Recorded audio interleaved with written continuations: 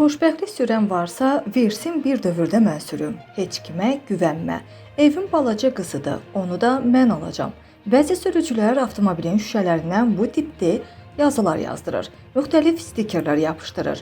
Kimisi nəyisə reklam edir, kimisi diqqət çəkməyə çalışır. Bəzən isə hansısa sürücünün fikrini cəlb edən bu yazılar qəzalara səbəb olur. Gündəm Xəbər Xəzər TV-yə istinadən xəbər verir ki, nəqliyyat ekspertləri bildirir ki, yol hərəkəti haqqında qanuna əsasən bu tip yazıların yapışdırılmasında hansısa məhdudiyyət yoxdur. Məsələ ilə bağlı Baş Dövlət Yol Polis İdarəsinə müraciət edilib. Müraciət edən Xəzər TV-yə idarədən bildirilir ki, əgər üzərinə yazı yazılan nəqliyyat vasitəsi digər sürücülərin fikrini yayındırarsa, bu zaman müvafiq tədbirlər görülə bilər. Həmçinin də əlavə edilib ki, həmin yazılar sürücünün görünüşünü məhdudlaşdırarsa, bu qayda pozuntusu kimi qiymətləndiriləcək.